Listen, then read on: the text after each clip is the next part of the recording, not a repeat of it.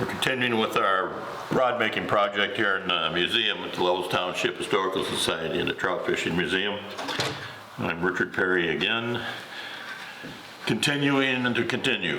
A few weeks ago, Peter Jones split cane for us. He got us down to the half, and then he talked about cane, what's good cane, bad cane, and he split it some out. Got it down into pieces like this. Last time we were on here, we talked about squaring and straightening.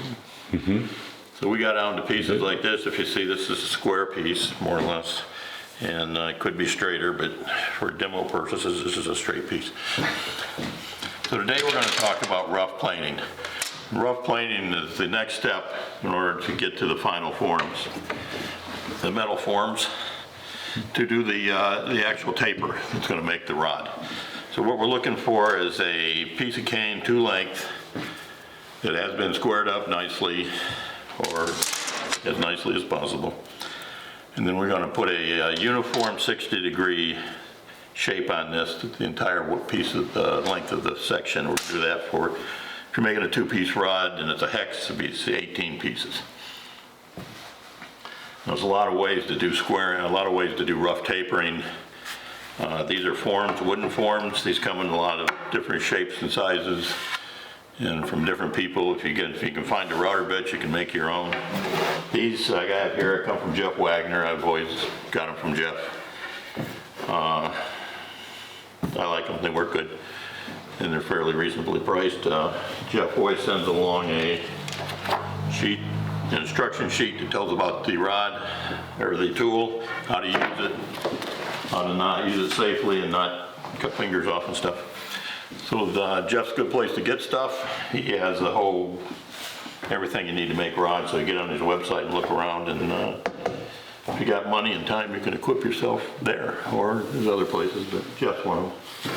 Other method for getting a rough taper, or the rough strip completed, is you can use a power beveler. This is a kind of ancient Medved beveler. Al Medved is largely credited with thinking up this power beveler application. This is the last one Al made. He made it in 1999 for Dennis Hyam. I picked this up at a sale not too long ago. We put it here in the museum as a display. Dennis Hyam makes power bevelers. Bellinger, they have a little giant rougher which works really good. Mike McFarland is handling Bellinger now, so you can look on his website and see about that, or go to Genuine Bellinger. But those are all good ways to get this. But the old school way is to do it on wooden forms. If you're young enough and strong enough and ambitious enough, that's the way to do it. So going by Jeff's instructions he sends, you take your squared off form, lay the enamel side up against. If you look at this, you'll see it's one side, the angles are a little different than the other side. So the starter side is I think it's a 57 and a 30, I believe. I don't know if it's on here or not. 57, 30 degree. Okay, you put your enamel up against the 30-degree side, and you take the top off. You do that so it gets flat into here, and you flip it over into the 30, or the uniform strip size, strip gouge, grove, whatever. Flip it over, and then you can take it down till it's smooth to the form or closely. I did this a few minutes ago. I didn't think if you want to sit here and watch me grind on cane for a long time. And you can see on the end of that your 60 degree is starting to form. So you do that with the whole piece of cane. Then you do it with 17 other pieces of cane, and you'll have pieces that look like this. Now when you get these done, if you haven't done it already, this is a good time to take the enamel off the back. I like to take the enamel off earlier, and some guys wait till they're done, until they glue up, and then take the enamel off, because that's the way they do it. I get the enamel off a little earlier if there's anything going on underneath there, if there's any defects in the cane that will show up when you pull the enamel. I want to see it before I put a lot of work into it. And the other opportunity here is you want to make sure your nodes are good and flat. Nodes are a problem. They're going to be a problem until you glue this thing up. Marty shouldn't hand it to your customer or take it out fishing for yourself. So you want to make this node's got a little bit of a bump on it so you can file it.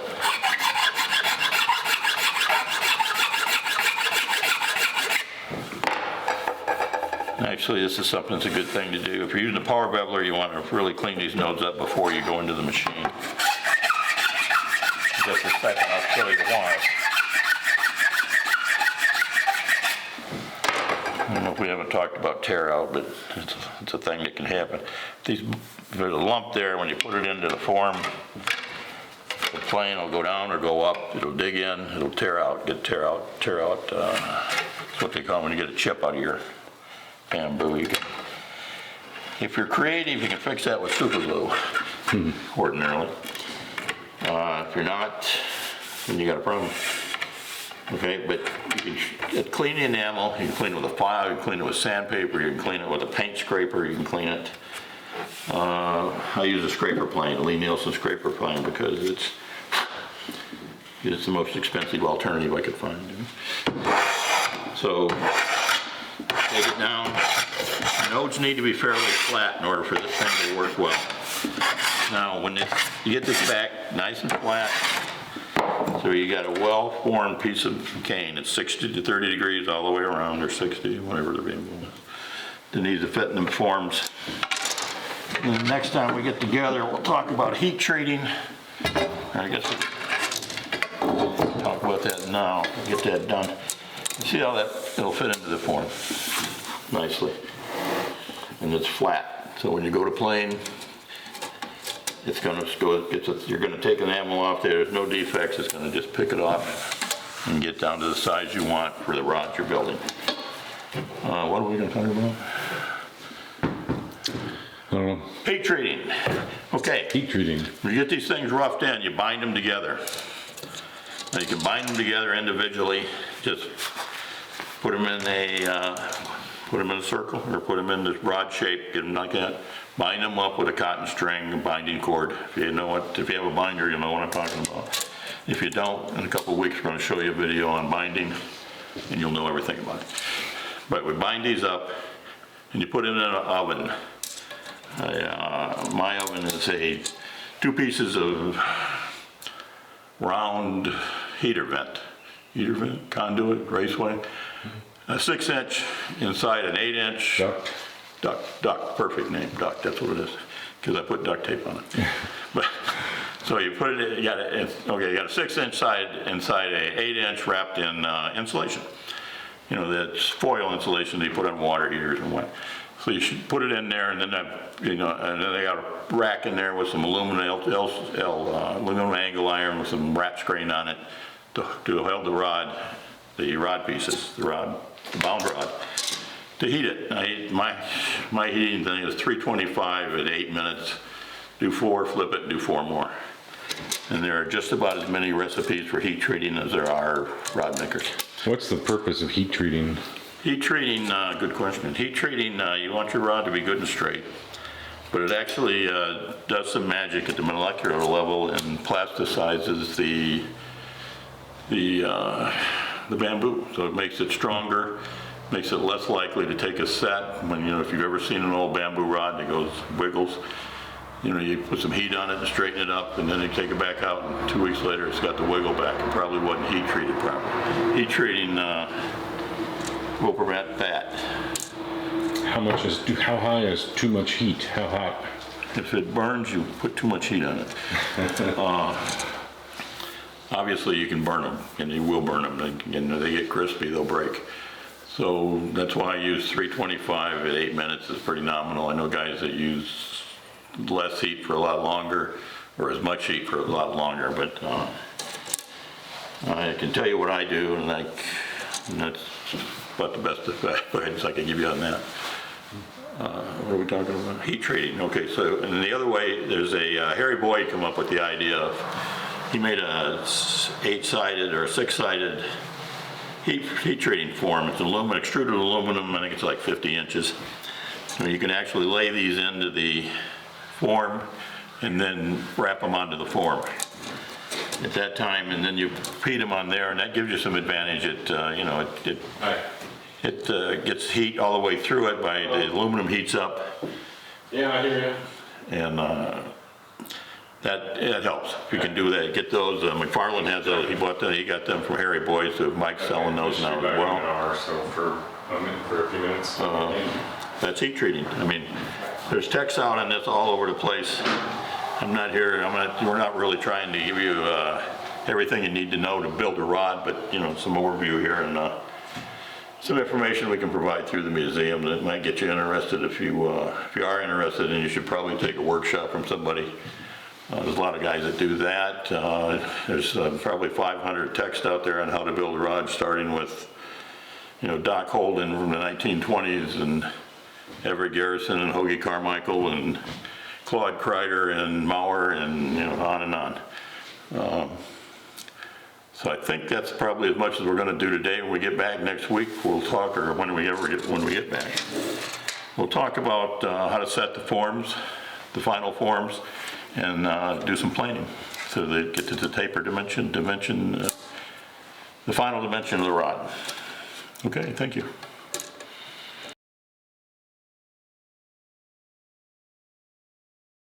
Hello, we're back in the rod project. Today we're down at the rod shop down on Bald Hill Road. We're going to do a dip video in a little while, and that's where the dip tank is, so this is where we're working. But for right now, we're going to talk about final planing on the metal forms. We've done everything, we've got a video that demonstrates everything up to this point. The straightening, staggering nodes, cleaning them up, and getting them ready to go. So let's talk a little bit about the forms. You got your metal forms. These are Bertram forms. I've got a set of Wagners, which are very nice forms. The Bertrams are good forms. These have a couple added advantages. They're spring-loaded, so they're really, really easy to set. Yeah, so then we're going to be doing a midsection for a Head and Black Beauty 7.6. So that goes from the form settings is from like 0.083 to 0.125. So you write that onto the form. So we got our cut line down here. It's 125, 125, 113, and so on up to 83. And you got 5 inches of waste on either end, because occasionally I use a Morgan hand mill, and I just go ahead and include 5 inches of waste, because if I use the hand mill, I need it. These forms, you use a dial depth indicator to set them. Just goes down into the groove. And you got these bolts. You got an opening bolt here and a closing bolt on this side. You know, Allen wrenches to set them. And these are particularly nice because they're spring loaded and they really set easily.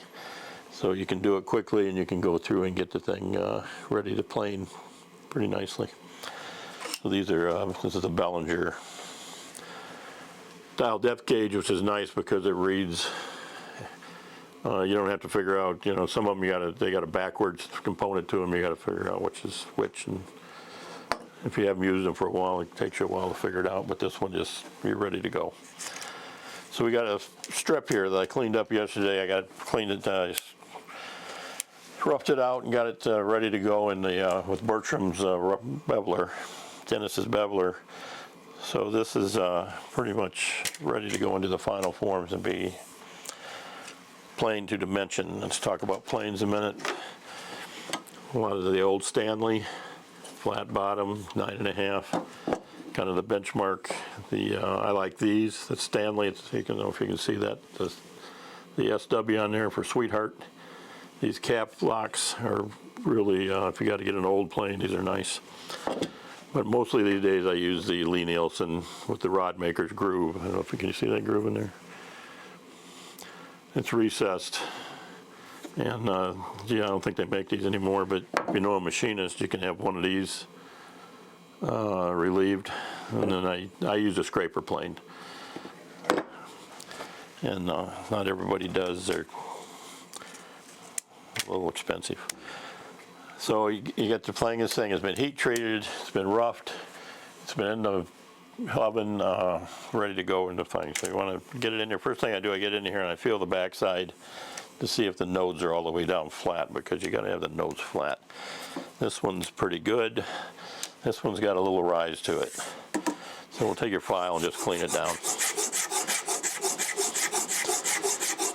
When you get this into the forms and you start passing the plane over it, you don't want any bumps, any irregularities, because you want this thing to be flat so it fits in the form. You don't have any unusual stuff happening on the planing side. So when you're planing, you got your plane.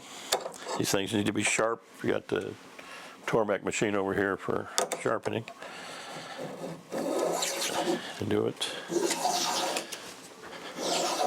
And you run it along. And you want to look at your shaving. If the shaving's coming out the same width as the strip, you're probably doing it okay. That's what you need to do.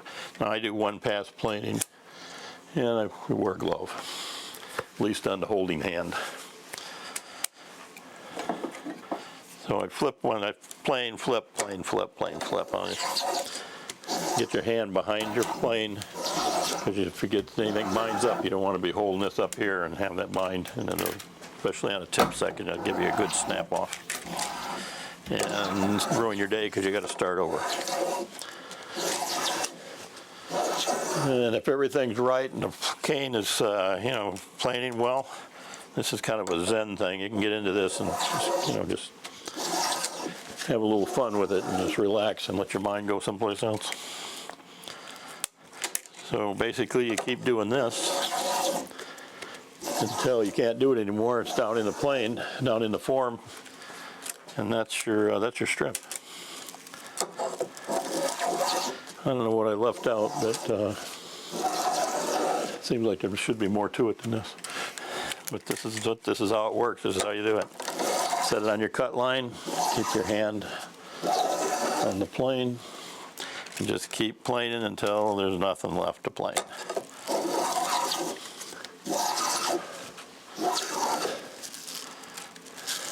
And clean that out occasionally. These, if you put these into if you get microwave popcorn, you take these shavings and put them into a microwave popcorn bag. If you got a fireplace, that makes a great fire starter.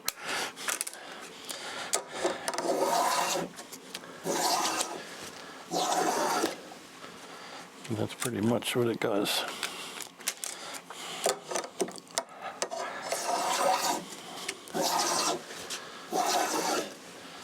You can have problems. This is planing pretty nicely. So you see how it's picking up a nice 60-degree angle.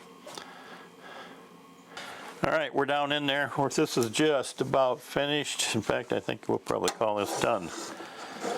Picking up just a little bit there, but it's pushing away. And the tip's done. I think this will probably be the last pass right here.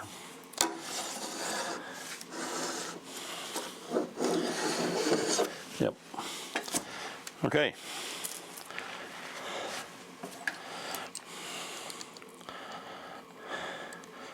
$125.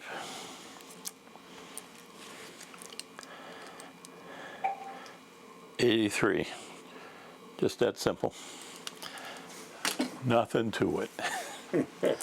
So this would be 1 of 6 for the middle section of a 7.6 Black Beauty, and that's planing on the metal forms.